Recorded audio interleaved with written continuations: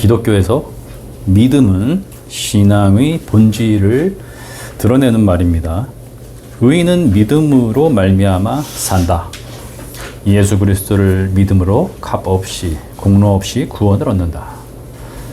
이 기독교 교리의 근간, 종교개혁의 유산 위에 교회가 세워졌죠.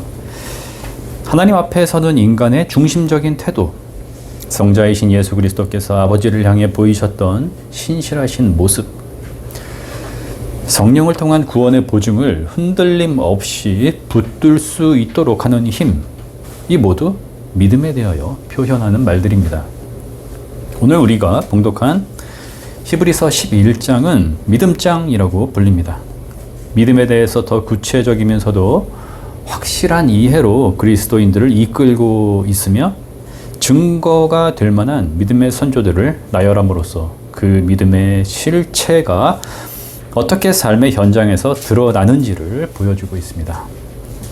첫 절부터 쉽지 않은 믿음의 고백, 하나님으로부터 영감을 받은, 즉 신적 계시의 언어인데 그것을 인간의 상황에서 풀어 해석한 신앙의 말로 시작하고 있기 때문에 이해함에 있어서 괴리감이 있고 어려움이 있지만 최대한 마음을 열고 성령께서 말씀을 깨닫게 해주시기를 바라는 마음으로 함께 들어가 봅시다. 1절, 믿음은 바라는 것들의 실상이요 보이지 않는 것들의 증거니. 새 번역으로는 믿음은 바라는 것들의 확실이요 보이지 않는 것들의 증거입니다가 됩니다. 인간은 바램, 내일에 대한 기대와 소망, 향하여 나아가고 있는 인생의 여정, 즉 앞을 바라보면서 나아가는 존재입니다. 삶과 생명의 과정, 실제하는 이 역사의 현장, 이 모든 것들을 우리는 살아감이라고 혹은 현실이라고 하죠. 어떠한 기반 위에 서 있는 것입니다. 아무도 이 세계를 허구라거나 AI, 영화 속의 한 장면이라고 생각하지 않습니다. 만일 그런 사람이 있다면 정신적인 문제가 있는 사람이라 할 것입니다. 그런데 이 실제 말이죠. 우리가 현재 경험하고 있는 것은 이 순간만 딱 떨어져서 막연하게 우연적으로 존재하고 있는 것이 아닙니다. 역사적 과거가 있었고 오늘을 향하여 오고 있는 미래가 있는 거죠. 그것을 부정하는 것 또한 미숙한 상태라 하겠습니다. TV 역사 다큐 같은 프로를 보면은 500년 전 조선시대의 생활상이 담긴 책, 당시 사람들이 입었던 옷가지, 유물 같은 것들을 보게 됩니다. 아니, 눈에 보이지 않는 500년 전의 일을 어떻게 사실로 받아들일 수가 있지? 그걸 어떻게 믿어? 이렇게 말하는 사람이 있다면은 지금 20살이 된 청년이 2002년 월드컵 그거 다 조작된 거야 라고 말하는 것과 다르지 않겠죠. 그 당시 광화문에서 응원을 했던 모습을 생생히 얘기해 줘도 아무 소용이 없을 겁니다. 미래도 마찬가지입니다. 우리를 향하여 확실히 오고 있는 현실이죠. 주님의 재림 그 순간까지 실제하는 것입니다. 우리는 그 시간 안에서 삶의 순간들을 누리고 다음 세대들이 그 감격을 이어갈 것입니다. 믿음이라는 것은 이처럼 실제하는 것의 시작과 중간과 완성 속에서 취해지는 실현 과정을 의미하는 그리스어 단어 휘포스타시스, 우리말로 1절에서 실상, 그리고 확신으로 번역이 되었죠. 이것을 의심 없이 받아들이고 신뢰하는 상태를 뜻합니다. 확신이 아니라 새 번역에서 확실로 번역됐네요. 믿음은 또한 보이지 않지만 분명 그러하다 인정하고 그것을 소망하면서 가지게 되는 증거라고 정의하고 있습니다. 원어 엘렌코스, 증거로 번역된 이 말은 앞선 실상이라는 의미의 단어 휘포스타시스를 보충하는 말로서 어떤 불확실성을 제거하는 확실하고도 객관적인 증명이라는 뜻을 가지고 있습니다. 우리는 믿음을 주관적 확신이라고 생각하기 쉽습니다. 만일 그 주관적이라고 하는 것이 자기 자신 안에서 생겨난 이론이거나 감정적 기분에서 비롯된 것이라면 그야말로 주관적인 어떤 상태가 기반이 되는 것이겠지만, 믿음은 변함이 없고 거짓이 없는 어느 권위 있는 누군가의 말로 정의되는 것이 아니라 단단한 객관적 근거와 기반 위에서 생겨나는 것인데, 그 근거와 기반이 바로 하나님의 약속이기 때문에 우리가 신뢰하는 상태, 그것이 흔들리지 않을 수 있게 되는 것입니다. 히브리서 저자는 믿음에 관한 설명을 시작하면서 가장 먼저 하나님의 창조를 믿음의 시각에서 받아들일 수 있다는 점을 언급합니다. 3절이죠. 믿음으로 우리는 세상이 하나님의 말씀으로 지어졌다는 것을 깨닫습니다. 보이는 것은 나타나 있는 것에서 된 것이 아닙니다.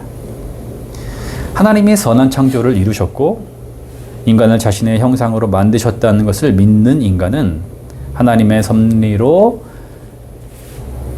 세상이 다스려지고 있다는 것, 세상과 인간을 하나님이 사랑하신다는 것, 아들을 통하여 구원 사역을 이루셨고 완성하신다는 것을 신뢰할 수 있습니다.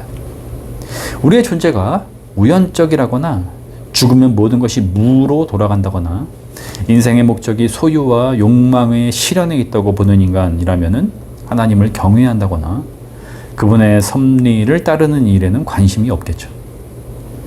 하나님의 말씀으로 세상이 지어졌다는 사실 앞에 인간은 스스로를 낮추게 되고 광활하며 드넓은 이 세계의 생명 현상 앞에 신비감을 느끼게 되며 연대하는 일부로서의 인간의 위치를 받아들이게 됩니다. 11장은 4절 아벨로부터 시작하여 믿음으로 살아간 신앙의 선조들을 소개하는 것으로 지면을 할애하고 있는데요. 그 후반부에 히브리서 수신 공동체 교회가 처한 박해와 추방과 죽음의 정황에 내몰린 현실이 언급되고 있습니다. 앞선 이들이 믿음의 모범과 증거로 제시되고 있는 거죠. 비중 있게 다뤄지고 있는 아브라함과 모세의 경우를 살펴보면서 믿음의 실체라는 것이 무엇인지 살펴봅시다. 아브라함은 부르심을 받았을 때에 그의 여정이 시작되었습니다. 더 나은 미래를 꿈꾼다거나 잘 먹고 잘 살기 위해 떠난 여행이 아니었습니다. 고대시대 기반을 떠나 떠돌이로 방랑한다는 것은 위험하면서도 무모한 행위였습니다.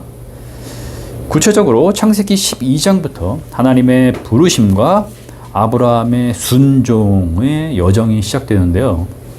12장 1절 주께서 아브라함에게 말씀하셨다.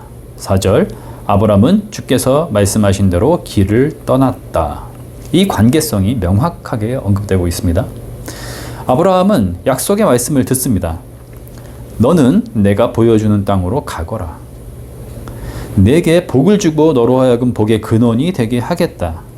내 아들로부터 시작되어 무수한 바다의 모래알 같으며 하늘의 별과 같은 후손들이 생겨나 큰 민족을 이루게 될 것이다.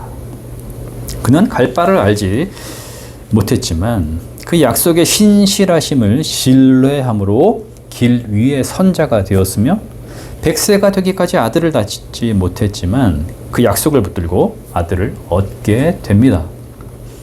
그의 믿음을 보여주는 강렬한 에피소드가 있죠. 본문도 그 사건을 조명하고 있는데요. 소년 이삭을 하나님이 지정하신 산으로 데려가서 제물로 바치는 일이었습니다. 그는 창세기 22장 5절에서 산 아래 머물게 되는 종들에게 이렇게 말하였습니다. 내가 이 아이와 저리로 가서 예배를 드리고 너희에게로 함께 돌아올 것이다. 아브라함은 아들 이삭에게도 22장 8절에서 이렇게 말하였죠. 얘야, 번제로 바칠 어린 양은 하나님이 손수 마련하여 주실 것이다. 그가 이삭을 제물로 바치려고 했던 결단은 거짓된 것이었을까요? 그럴 마음이 없었는데 순종하는 척을 했던 것일까요? 그렇지 않습니다. 그는 하나님 앞에 진실했고 하나님의 언약의 말씀 또한 믿었던 것입니다. 이 아들을 통하여 복을 주시고 하나님이 택하신 큰 민족을 이루어 주실 것이다. 그 약속이 변함없이 신실하게 지켜지리라는 것을 의심치 않은 것입니다. 그러면 그 과정에서 괴리가 생기게 되잖아요. 아브라함은 논리적으로 맞지 않는 일을 하고 있는 것입니까? 어쩌면 이 물음이 믿음의 실체가 무엇인지를 어렴풋이 보여주는 대답이 될 수도 있을 것 같아요. 아브라함은 하나님이 어떠한 분이시며 어떻게 자신의 약속을 이루어 가시는가에 관한 다음과 같은 고백적 언어들을 내면에 품고 있었을 것입니다. 하나님은 선하시다. 하나님은 계획이 있으시다. 하나님은 생명의 주권자이시다. 하나님은 약속에 신실하시다. 즉, 하나님의 방식대로 자신의 뜻과 섭리를 이루어 주신다는 것을 믿었기 때문에 아들을 제물로 바치리라는 결단에서 흔들리지 않을 수 있었고, 이 아들과 함께 돌아오게 되리라는 소망 또한 놓치지 않을 수가 있었으며, 하나님이 친히 번제에 필요한 양을 준비하시리라는 기대도 유지할 수가 있었던 것입니다.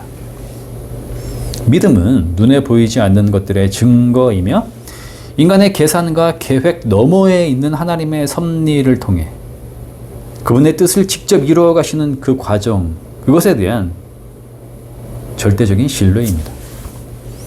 아브라함이 약속의 땅을 향해 나아간 여정도 이러한 성격을 그대로 대변합니다. 그는 평생 나그네로 여행자로 살았지만 그 순례의 여정을 하나님과의 교제로, 약속을 이루시는 선하신 뜻이 완성될 그때를 고대하는 소망으로 채우며 살아갔습니다. 후손인 이삭과 야곱도 그 소망을 따라 함께 장막에 머물며 약속의 때를 기다린 선조들로 언급되고 있죠. 모세는 자신을 가두고 있는 거짓 종교의 테두리, 세상의 화려함을 떨쳐버리고 하나님의 약속을 바라본 자, 참 신앙으로 나아가기 위해 고독하고 낯선 곳으로 향하여 들어간 자로 소개됩니다. 그는 장인의 양떼를 치다가 길을 잃어 하나님이 임재하시는 땅 호렙산에 들어가게 되는데요. 거기에서 하나님을 만나게 됩니다. 출애굽기 3장 5절과 6절은 참으로 극적입니다. 하나님이 말씀하셨다. 이리로 가까이 오지 말아라. 내가 서 있는 곳은 거룩한 땅이니 너는 신을 벗어라. 하나님이 또 말씀하셨다. 나는 너의 조상의 하나님, 곧 아브라함의 하나님, 이삭의 하나님, 야곱의 하나님이다. 모세는 하나님을 뵙기가 두려워서 얼굴을 가렸다. 모세는 자신의 태생에 대해서, 히브리 민족에 대해서 마음 한켠 애잔한 마음을 가지며 살아왔을 겁니다. 이제 까마득한 지난 일이 되었지만 애굽에서 살아갈 때에 동족 히브리 사람이 학대받는 것을 보고 이집트인을 쳐 죽여 광야로 피신했던 사람이 아니었습니까? 그런데 이 낯설고 척박한 땅에서 내 삶의 의미에 대하여 묻기에도 이제는 늦었으리라 생각할 수 있는 그 시점에 하나님의 임재를 경험하고 있는 것인데요. 그 하나님은 다름 아닌 조상 아브라함과 이삭과 야곱의 하나님이었으며 거룩하심 앞에 경배해야 하는 야훼 하나님이었습니다.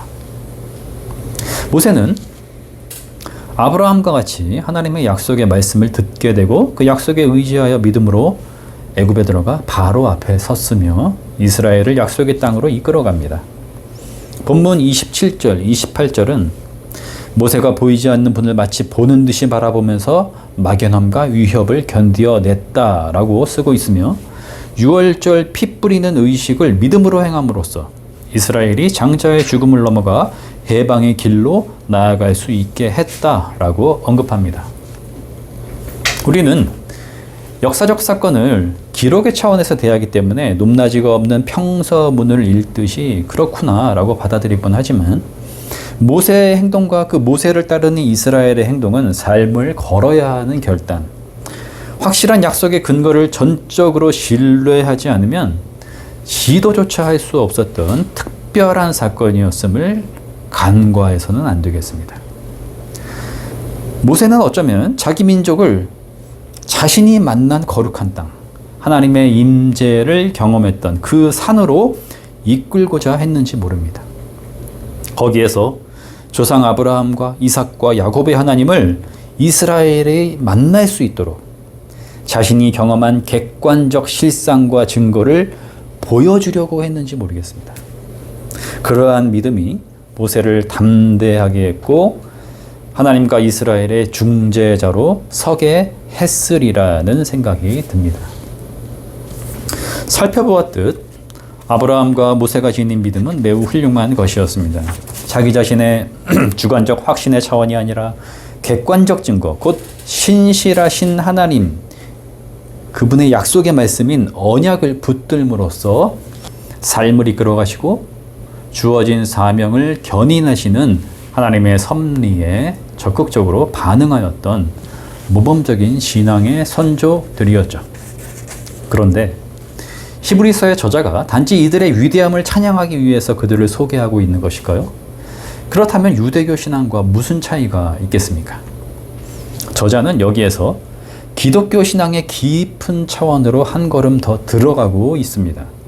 아브라함이 독자 이삭을 바칠 때에 그를 대신할 어린 양을 하나님이 준비시켜 놓으셨다는 것. 아브라함과 모세 모두 약속의 땅을 바랐지만 그것을 바라보고 약속의 도성을 소망하는 것을 기뻐하면서 죽었다는 것을 암시하고 있죠.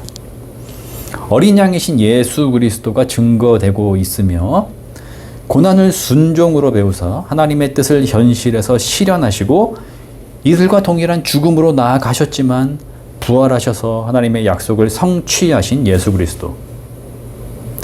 이들이 바랬던 하나님의 도성으로 믿음의 사람들을 모두 이끌고 들어가시는 예수 그리스도를 증거하고 있습니다. 그 믿음의 반열에 히브리서 수신 공동체 교회도 고난을 인내하면서 거룩한 비전으로 나아가 참여할 것을 권면하고 있는 것입니다. 예수 그리스도의 오심과 십자가 부활을 통한 구원의 성취를 현재 맛보고 있는 지금 이 시대 우리 그리스도인들, 다시 오실 때에 선하신 창조를 완성하실 주님을 기다리며 이미 부활의 기쁨을 미리 맛보고 있으면서 동시에 생명의 완성을 이루실 소망을 품고 있는 우리 그리스도인들은 믿음의 선조들이 확실한 약속을 의지했지만 어렴풋하게 바라볼 수밖에 없었고 나그네로 살아갈 수밖에 없었던 것에 비하면 현재 복을 누리고 있는 사람들이라는 점을 잊어서는 안 되겠습니다. 소위 세상의 성공 논리, 그 안에서 격렬하게 부추겨지고 있는 탐욕과 권력 숭배 현상에 온통 관심이 쏠린다면 홍수처럼 쏟아지는 뉴스들과 떠들썩한 소식, 가십들에 우리의 눈과 귀가 매몰되어 버린다면 위대한 믿음의 여정, 보이지 않지만 하나님의 섭리로 이루어 가시는 생명 현상의 그 황홀함과 신비, 구원의 소망은 나와 상관이 없는 일이 되거나 어렵고 꺼려지는 종교적 현상으로 취급되어 버리거나 무가치한 교리로 밀려나고 말 것입니다. 믿음의 눈으로 믿음이 견인하는 세상을 바라볼 때에 그 희망의 미래를 소망할 때에 우리의 생은 더 넓어지고 깊어질 것이며 의미가 충만해질 것입니다. 무엇보다 우리의 주님이신 예수 그리스도가 얼마나 선하시고 아름다우신지 오늘의 일상에서 발견할 수 있기에 생이 기쁨으로 가득 차게 될 것입니다. 모든 지각에 뛰어나신 하나님의 평화가 그리스도 예수 안에서 우리의 마음과 생각을 지키실 것입니다. 아멘.